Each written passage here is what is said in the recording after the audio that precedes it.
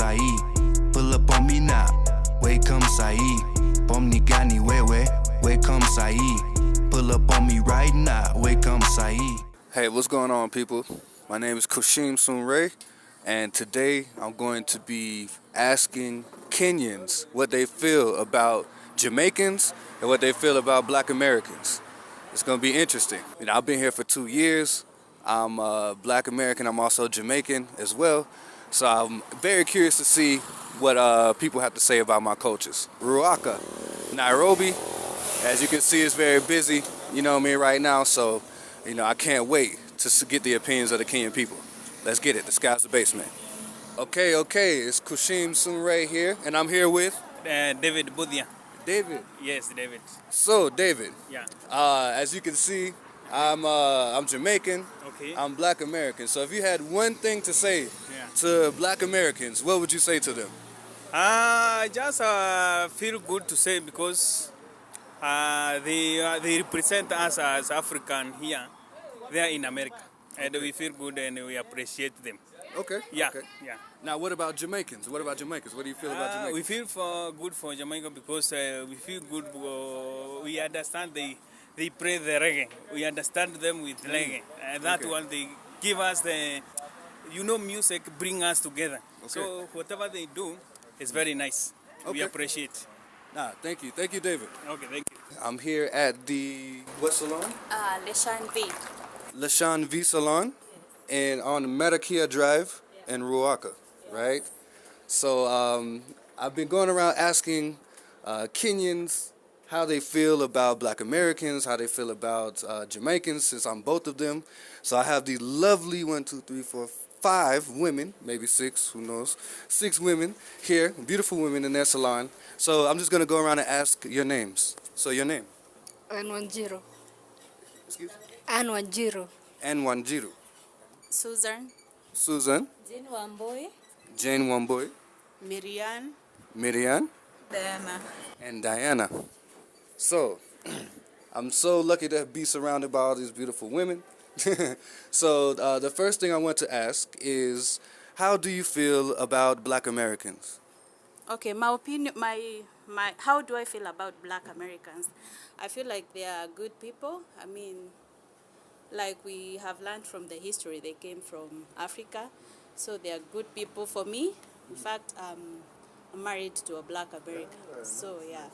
So I don't have anything bad or negative attitude towards them. Okay. Yeah. What about Jamaicans? I love them too. I mean, I love their food first.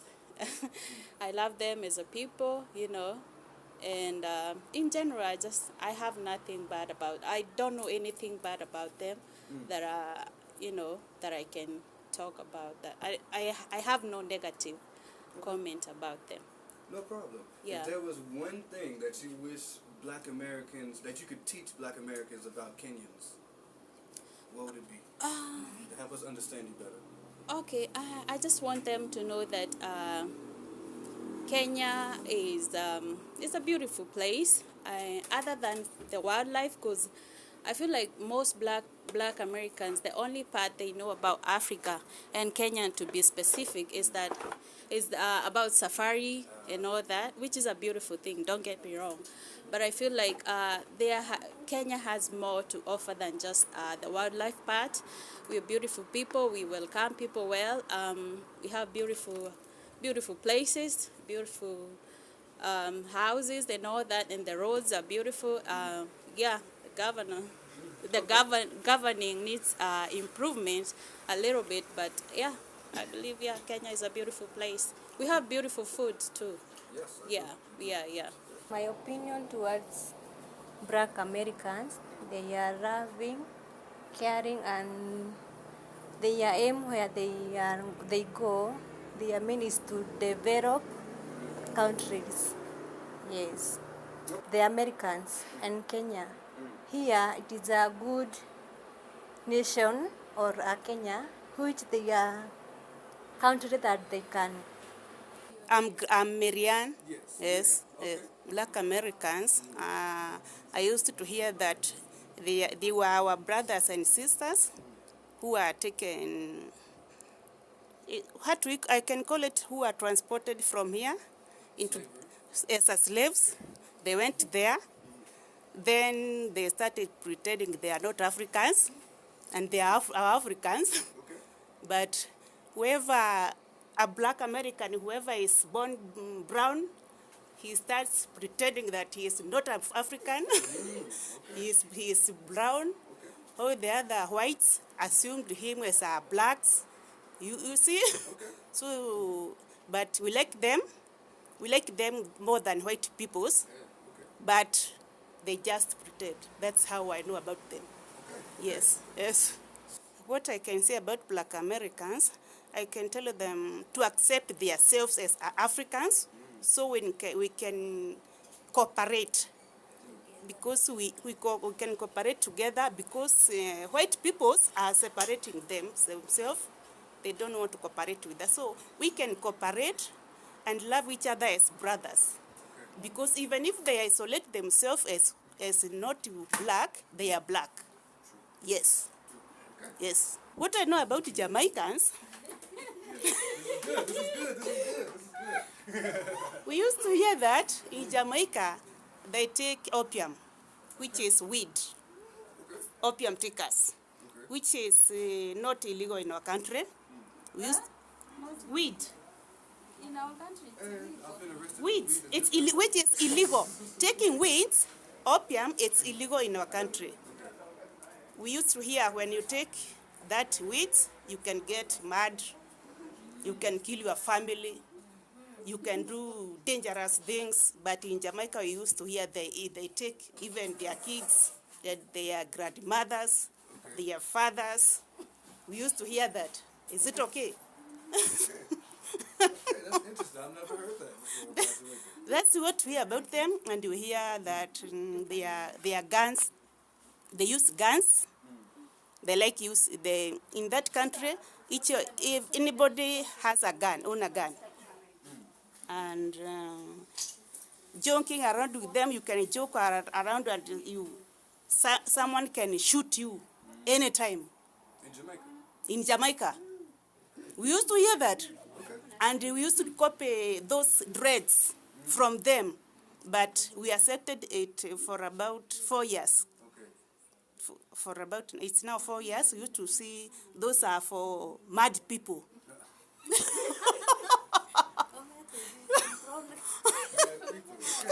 Yes.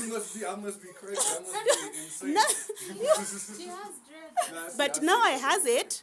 Now we are now accepting dreads. Is it what we can call it? Installing to grow installation of dreads we have accepted now.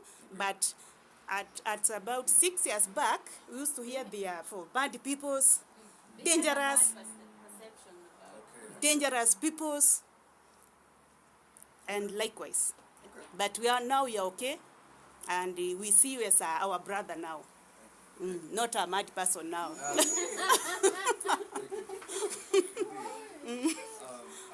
Well, thank you, ladies, so much. I'll come back and speak with you, if you don't mind. You can come back. But thank y'all so much. Ask your question, please.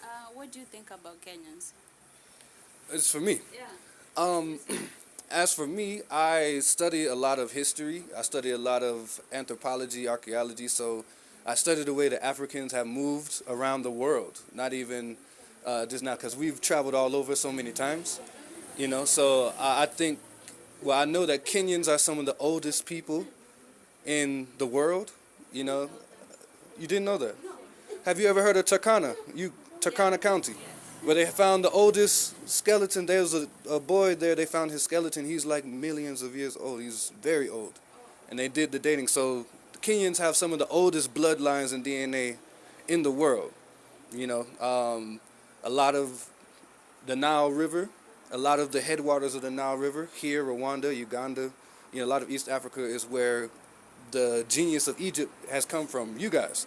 So I really respect and honor, you know, the Kenyan culture and East Africa as a whole, because, you know, I feel like there's a lot to learn, you know, from you guys. I've studied the various tribes. I don't know all the tribes, but I know the major ones. And I can tell that, you know, you guys have done a lot to contribute to African culture and the world culture as a whole. So I come here, I'm in awe. I'm like, whoa, these are some of the coolest people I've ever met. I'm kind of torn in between Western and traditional, ideologies. Like I come from America, so I come from capitalism and all the stuff you see on TV. But I really appreciate the tribalism that you have here. Not in a bad way, but your tribe, right? You're one of the 9 daughters of Gikuyu, right? Just by Wambui or by theater. So it's like your history, your culture. I feel like a lot of Black Americans don't have that opportunity because we've been mixed up and separated and mixed around. So that's one thing I would love for my people to really, understand is like, where do we come from? Because there's some Black Americans that have DNA roots from Kenya and they don't know it, right? So, yeah, I love Kenya. I love the weather, even though it's a little chilly now.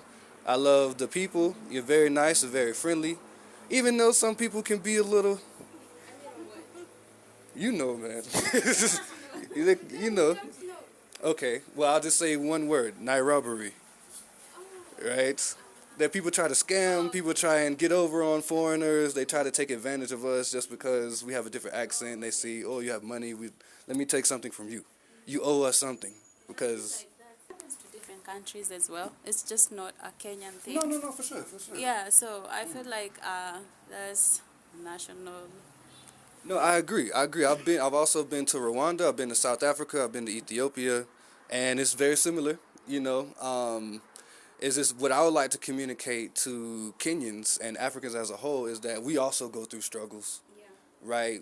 In America, it's not just milk and honey for us, right? Like, people tend to assume, oh, you're over there with all that money, you must have everything going for yourself, you must have everything right. No, I have struggles just like everybody else. My family goes through things. We come from, I'm not saying we're rich, but we didn't come from a lot of money. So just being able to connect with you in that way and knowing that we go through similar things and it's not just America money, we just throwing money all over the place and, and also don't believe everything you see on social media and TV. It is not the reality. People portray certain things and try to put up a persona, but when they go home, they live regular just like you, So all of us aren't violent. All of us don't do drugs. All of us don't shoot people. All of us don't rap and sag our pants and wear we have intelligent people. We have, there's a wide range of people just like Africans. So that would be the main thing that I would want to exchange with Kenyans. Like, don't just assume that what you see on TV about us is the real thing. Just like you wouldn't want us to assume that you all live in Bomas.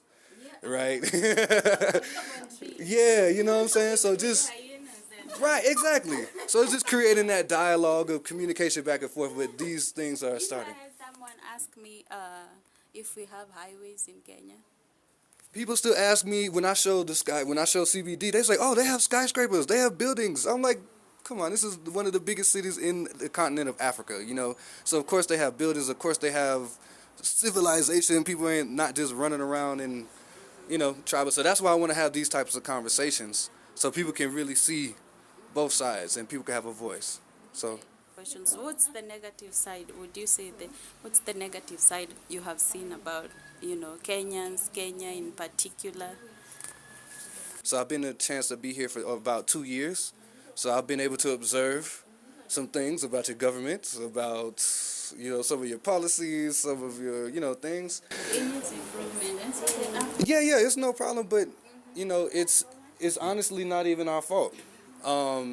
It is, I believe there's foreign interests, right? Other countries, even the U.S., have particular initiatives that doesn't have Kenya's best interests at heart.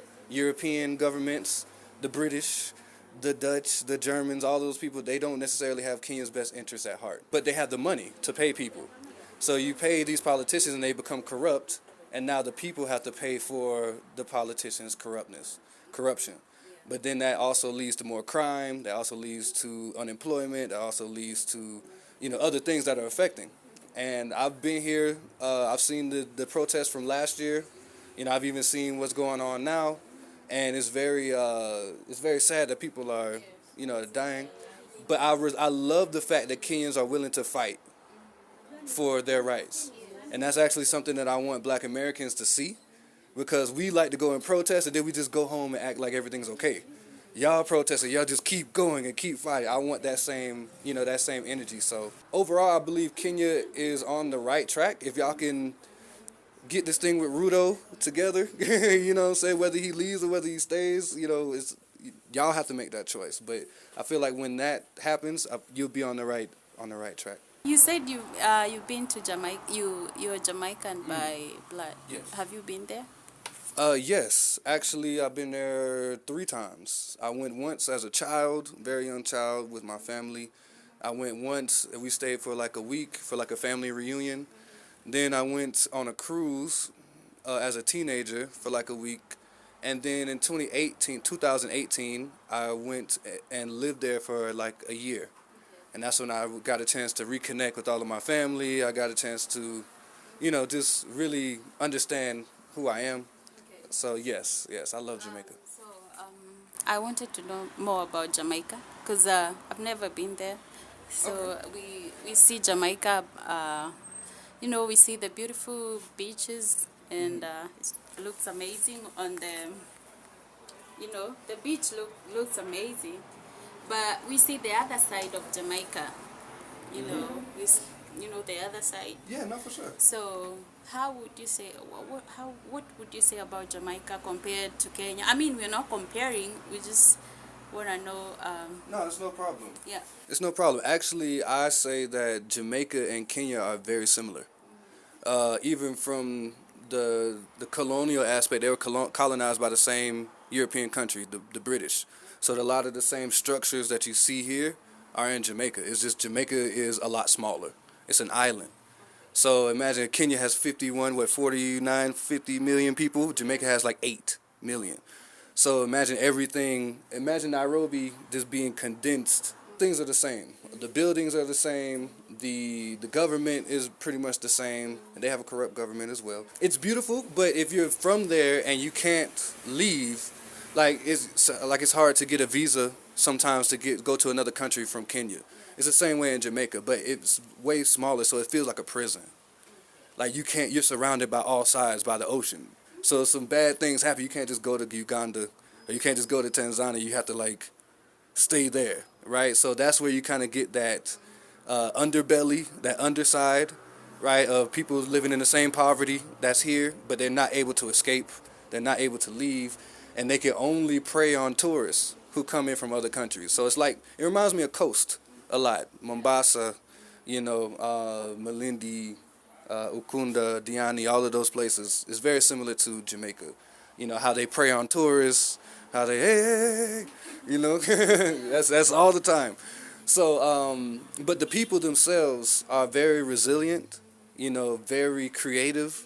We are able to transform that pain and that passion and those things into reggae music, dancehall. That's why our culture is so vibrant. It's so everybody wants to express themselves because we have something to say, So, but I encourage all Kenyans to go to Jamaica. You can actually go for visa free. You don't even have to pay for a visa to go. So, all you have to do is get that ticket and you go, because I'm actually very surprised and grateful that Kenya and Africa as a whole has embraced Jamaican culture. Like every matatu I walk by, I hear Jamaican dancehall, so I'm very glad about that. I didn't think that it would be as received as well. And so I'm just glad that you guys love it. We Kenyans, I'd like to tell those people from another country that the videos they used to see or photos about Kenyans in the forest wearing what skins? With the flies on their face. With flies in their eyes, with the mucus, some without clothes, some eating flesh and fruits.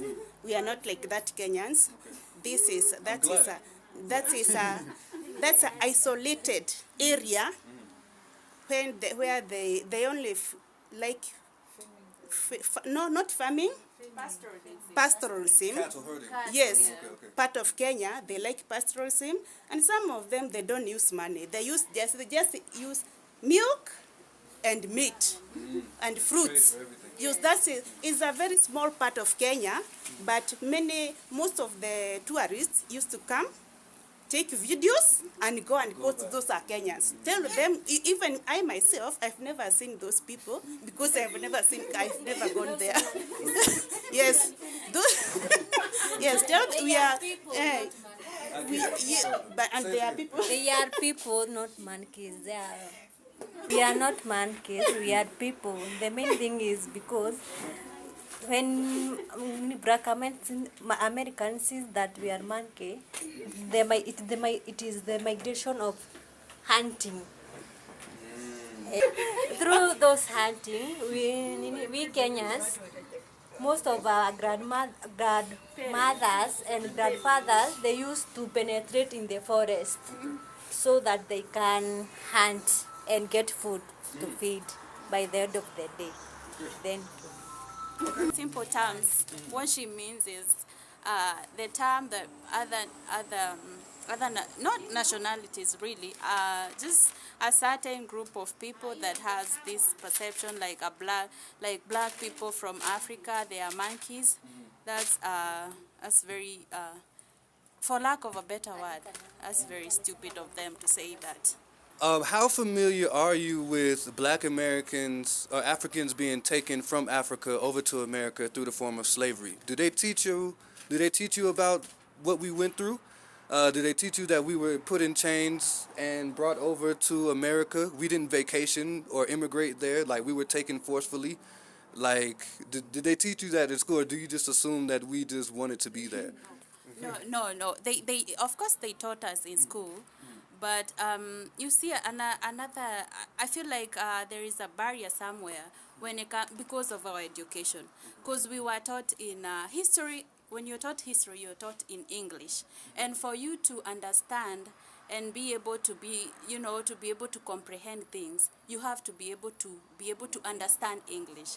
So even if we are taught about, we are taught the history of the history in general, you have to be able to. So we were taught in English. So comprehension with different people is different because people understand differently. They have different, not everyone understand it. Some really you have to be a little bit, smart too. Not smart, like, I don't know, for lack of a better word. But you have to be able to understand English to be able to learn about the history of, of even humankind. What percentage of Kenyans do you think actually know? For me myself, I had to do a little bit digging, a little bit of research. But yeah, I feel like a higher percentage of people who went to high school, like secondary school, they know about the history. But the people who didn't go to, of course, they were taught like the bare minimum, but they know. Majority, I feel like majority of the people know, but not many. Like our grandparents, they probably had an idea, but we don't know if they really knew much about that. Yeah. Okay. Yeah. About Black Americans, that's what we know. They were not born in US. They were slaves. That's what we know. Nothing else, but they are our brothers. Yes, nothing else I know about them. It's just they just isolate themselves from as not Africans. All I can say is we are one. Okay. The thing about putting that gap between Black Americans and wherever, it's really not for me. But what I view is like we are one, brothers and sisters, and that's all. But I love when you talked about Jamaican. One thing I like is the culture. I appreciate the culture. Yes. Nice. Okay, I've seen trends. It's something. Okay, I don't know how you're going to view it. It's a trend about like Black Americans really opt like marrying white women. I don't know. I don't know. But a high percentage of Black Americans, they go for white women. I don't know why. But I mean, I can't judge because I've not interacted with one, so I can't generalize or say something about it. But it's something I've seen. Like the high percentage of Black guys, they go for white women. I don't know if Allow me to clarify that for you. Okay, so whew, I have never ever been with a white woman in my life, right? And I'm keeping it that way. I have nothing against white people. It's just I feel like Africans provide a buffet for me that I don't have to leave. You know what I mean? I don't have to go outside of what's already in front of me, right? Because black women, African women are beautiful in all the different shades and colors and sizes and whatnot. So no other race even tempts me to go there because I can find everything right here. So as far as the majority of black men, I don't know the majority of black men. I'm just one black man, right? But me and my black friends, we don't do that. As far as white women, everybody has their preferences. What tends to happen sometimes is that, you know, when a African American man gets status, as I see in Kenya as well, right? You get a Kenyan man with money, he wants to start looking for the lighters, you know what I mean? So I don't necessarily support that because that is taking wealth out of our community and out of our race. As the man, you are the head of the household, you are the decision maker, you are the breadwinner. So if you decide to take that to another race and start giving that to them, you know, I mean, what happens to your sisters? What happens to your, you know, there's a whole line. As I'm pretty sure in tribal, you know, in your tribal, you know, I don't want to get into that because I don't know it, but I'm pretty sure there's a hierarchy of man provides the family, right? Something similar, right? So we start taking that outside of ourselves to people who don't necessarily even like us, right? Or need our resources because they have already. Now we're taking food and money out of our families, you know what I mean, mouth. So I don't necessarily support that. I believe in love, has no color or whatever, but for me personally, I would like to build at home first with my people first. And then if we have surplus, then we can, you know, give to them or whatever. But my grandmother told me before I left to go to uni, do not bring back a white girl. That's what she told me, like, you know what I'm saying? So I can speak for myself and hopefully the majority of black men that we love our sisters. And that's one thing they don't show you on social media. That's one thing they don't show you in the media. They like to promote this this distorted vision of how we think. You know, where all my friends have black wives, all my friends have black kids, all my friends have, you know what I mean, black families. So I just want to give you that confidence, right, that we're all not like that. And no matter what they want to show interracial mixing and swirling and all that stuff on social media and TikTok and movies and stuff, there's a lot of guys that still stay true. So a lot of my friends even want to come over to Africa when they find their wife, right? Like they want to, you know, reinsert themselves back into the gene pool, the real DNA, right? So hopefully that could give you some relief, because I would hate for you to go around thinking that all black American men want white women. This is the thing that's being portrayed. It's as if like the black men are not proud of the black women, and it's giving this black women this notion of why don't you just like color your skin to lighten it up? Maybe it's going to, you know, they are going to prefer us more. So I think the black men have a big task to, like, you know, portray and show that we are actually proud of our black women. I also believe like in the protection, right, and security of black African women. That's one thing I feel like African women are very vulnerable, and black women are very vulnerable to outside influences because the protection and infrastructure isn't necessarily there, because the black man doesn't necessarily value or understand the value of his woman. But everybody else does. Because you see, I know you get white men trying to get you all the time. You know, Asian men trying to come and get you all the time. They understand the value. They see who you are. It's just for us to really have that same lens and value and protect. So I feel like if y'all felt safer, if y'all felt more secure, you know what I mean, mentally, physically, financially, socially, all these things, then there would be a better relationship between the black man and the black woman, African man and African woman. But I also want to say that that is one of the first things that the colonizers did, was separate, because when we are like this, we are unstoppable. So if I can find a way to separate the black, if I give things to the black women and keep the black man out, now you're gonna get jealous. Now she's gonna think, oh, why you ain't doing this for me? You should be doing this and this. Aren't you the man? Well, you getting all the opportunities. I'm not getting anything. I'm just outside. You know what I'm saying? But you're the one who gets the jobs and this and the third. So it causes all of this distortion, right? But I feel like it is a responsibility of the man, you know what I mean, to make sure that the household is straight and set the record straight. I feel like we could use a little more support and help sometimes from y'all, instead of y'all just beating us across the head, saying what we should be doing and what we not doing. How can we actively support us, right? And I'm not saying a man that's just sitting as a waste man. I'm talking about a man who's actually trying to make something of himself. We need that support. You know, we need that encouragement. We need that pat on the back. Hey, baby, you could do it. Go and get him. Hey, I got dinner ready for you when you get back or whatever. Just go do it. You know, so we can always come together.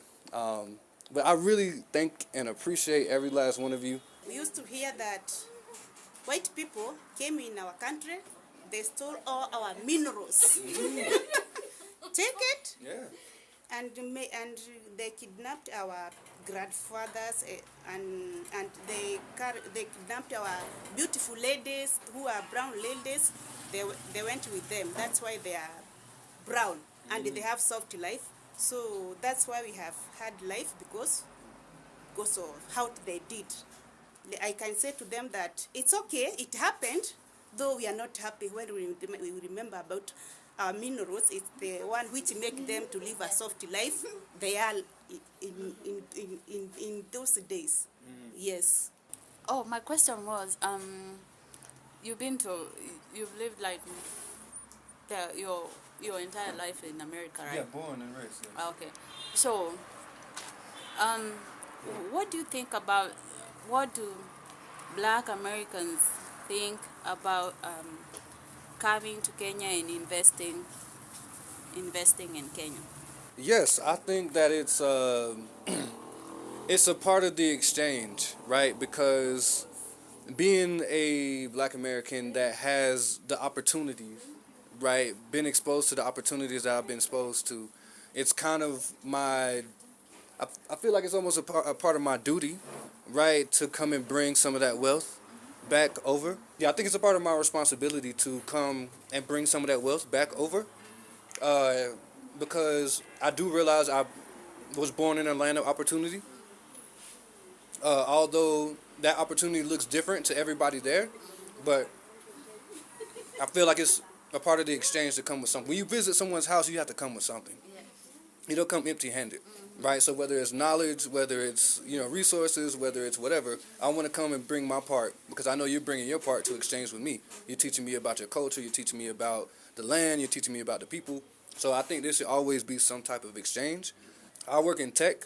I'm like a developer and all those things. So I see, Kenya as a lot of upside and potential in that aspect. Y'all are already so far ahead of so many different countries just with M-Pesa alone. Like, I wish I could take M-Pesa to America. I could pay my bills. I could pay everything with just my phone number, right? Hey. So I think there's a lot of opportunity. What I would like to see is Kenya's other industries gain more investment and not just like tourism and not just like, don't just go and serve other people. I'm not going to pay you to invest for you to serve me better. I want to invest so you can actually like come up, right? So I don't want to come and just build resorts or build hotels or do like travel stuff. I want to actually like help with infrastructure. Honestly, power is probably one of the first things that I would like. Y'all whole power grid just needs to be redone because there's no way, because I work online. So it's whole day. I lose whole days due to the power being out. And I'm like, how am I supposed to work? And I'm like, how are Kenyans working? If they have to worry about the power, how are they able to, really get ahead if you don't have a backup generator? And then, just a couple other things. It's really just intellectual property, right? Because I feel like Kenyans are very smart. They're very resourceful. You know what I mean? But it's limited opportunities to show that in a positive way other than trying to get over on somebody or trying to hustle or trying to hustle salsa, right? All that stuff. So it's like, so yeah, it's just being able to provide more opportunities when it comes to education, so people have more skills and become more skilled workers and skilled learners. So everybody's not just trying to hop on the back of a truck that comes at 5 o'clock in the morning for 500 bob a day, like, or they're trying to support.